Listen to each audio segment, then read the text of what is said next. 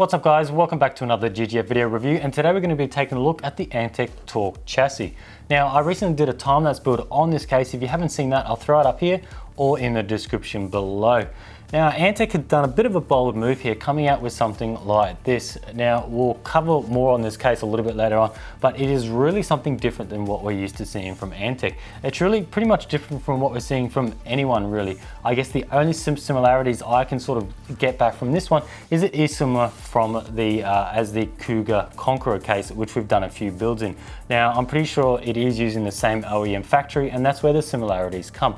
What we'll do is we'll jump in. I have done a build, as I said earlier. We'll check that out as well, and we'll see how it all goes. The Antec Torque is really one of those cases you either like or you don't.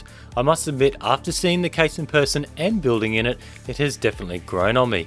Even in the pictures, I was still 50-50 on this chassis. The Torque is built from 3mm aluminium all round. I mean everything is aluminium, and the case weighs only 9 kilograms when empty. Antec has gone with a red and grey theme, which I guess may appeal to some. I would have really liked a few more colour options available, maybe a blue option or a more neutral colour option. You may have seen my time-lapse build video already in this chassis, and you can see I went with my own blue and grey custom theme. As I was doing a 9900K launch build, I think it really tied in nicely. 4mm tempered glass side panels can be found on both sides, and I must say these would have to be the weirdest side panels I've ever seen on a chassis so far. They're just so small and look a little bit odd.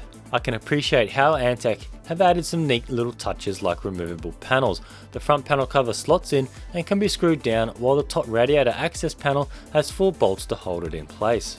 Internal support is going to be limited, with no real modularity like in traditional cases. What you see is what you get, although water cooling support is better than what I expected. There's support for up to 2 360mm radiators, one at the front and one at the top. For radiator thickness, you'll have no issues with clearance. I managed to fit 2 54mm thick bits power radiators and still had room left. Being an open air chassis, front airflow is no problem at all. The only downside with this type of chassis is there are no dust filters at all, just something to keep note. ATX motherboards will fit in the Torque, as oddly enough there isn't really a 24-pin motherboard cable cutout to worry about. It seems you have to come right from the front of the chassis for your 24-pin cable. Hard drive support is limited, but not so much of an issue these days. You'll be able to fit one 3.5-inch hard drive around the back and two 2.5-inch SSDs. This seems to be the standard in these types of open air chassis. Just to note that the 3.5-inch drive location is shared with one of the SSD 2.5-inch drive spots.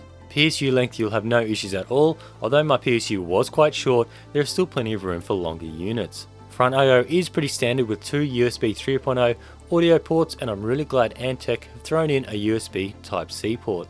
Now just some other things about the case, probably more of the things I didn't like. First thing is it coming in red. I would have liked to have seen some other color options out there, because it is going to limit its target audience only coming in the red. As you can see, I've done sort of a white and gray, and I think it looks much better than the red. But in saying that, I do find this case is very sort of mod friendly. If you want to tackle sort of a case mod on your own, you can definitely sort of paint this case and do some other things, which is really neat. Now moving on to that, some people might find it a bit ugly. I've seen a lot of comments on the internet. A lot of people don't like these type of cases. For me, I don't really mind it that bad. I do a lot of show builds. It really stands out. Like if you had this at a convention, say this was representing Intel, it would really sort of stand out and draw the attention. But a lot of people don't like that at home, which I can definitely understand. But I will say I did find this much better in person than I did see it online and just in photos. Another thing is behind the motherboard tray is very tight.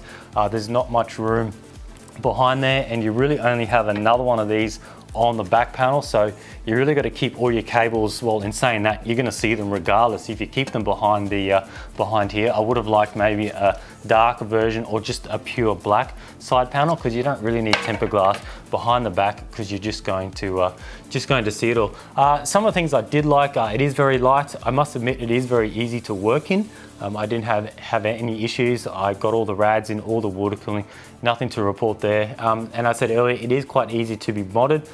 There's quite a few things you can do with it, not really sort of hacking up the case, but things like changing this, this side panel. You may have seen in a few of my builds, I change the stock tempered glass, which is quite tinted. It really depends on the theme. If I'm doing a white theme or a white case, I do like to replace it with a solid clear panel. Now bear in mind, this isn't tempered glass. You're not getting the same quality as tempered glass, but for like a bit of a show build, that's not going to be permanent. Doing a clear side panel really does sort of alter the look of the system. You can see straight inside, because if this was quite dark on here like that, I'll see if I can get this the right way. If this was on here like that and it was quite dark, it's really going to alter how everything looks inside. And this is just something like 5mm acrylic. I have had people messaging me about how I got this clear side panel. I just get a sheet of clear acrylic. I just put this on top of it, trace around it, cut around it, sand all the edges, polish up the edges so it's all shiny, and then you're good to go. Lastly, I guess we'll come down to price. Now, this isn't going to be cheap, or it isn't cheap. It is out of stores at the moment. You're looking at $349 US, and that relates to 499 Australian dollars. Now, that is quite expensive for a case like this. As I said earlier, it does have limited functionality, but then again, it is all aluminium. A lot of cases you buy these days are all steel and plastic, which is much, much cheaper. So literally everything in here is aluminium. Even the sort of the nuts here, the sort of risers here, everything is aluminium, I guess, except for maybe something on the front I/O, maybe the power LED. I'm pretty sure the power button itself is aluminium as well. But yeah, that's pretty much it for this video. I want to thank Antec for giving me the chance to check this out. I don't think too many people have got their hands on this case, as it is quite rare at the moment. I want to thank you guys for watching, and stay tuned for next time.